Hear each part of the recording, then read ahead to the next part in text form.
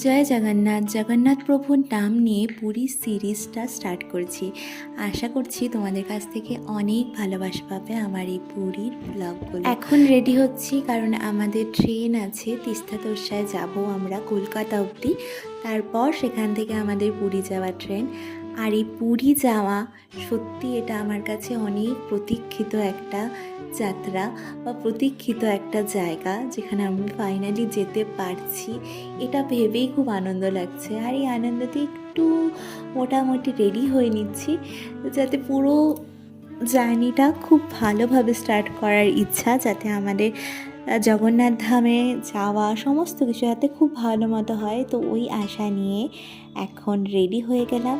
এখন ঝটাফট বেরিয়ে যাব। আমাদের ট্রেন হলো তিস্তা তোরসা।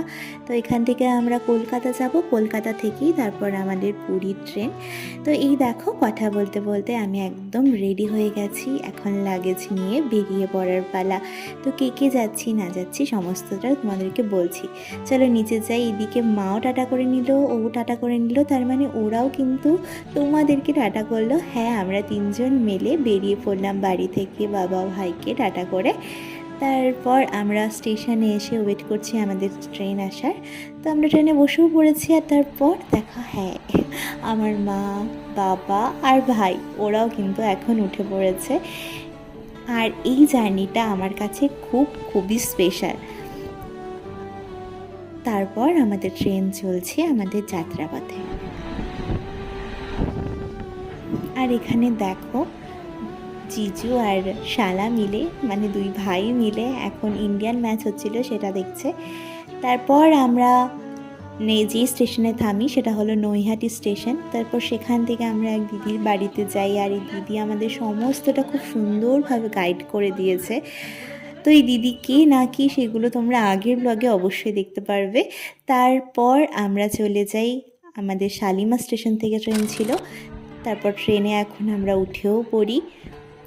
আর এখন ফাইনালি আর কিছুটা সময়ের অপেক্ষা, তারপর আমরা জগন্নাথ দেবের ধামে পৌঁছে যাব।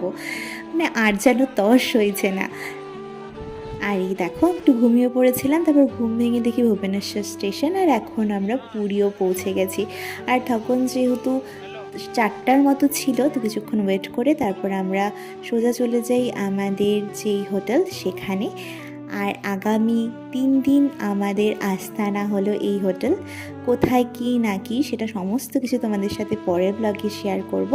তো এখন তাড়াতাড়ি একটু ফ্রেশ হয়েই চলে যেতে হবে আমাদের সাগর পাড়ে। আর সেই পুরো ব্লগগুলোও কিন্তু একে একে আসছে। তো স্টে টিউন।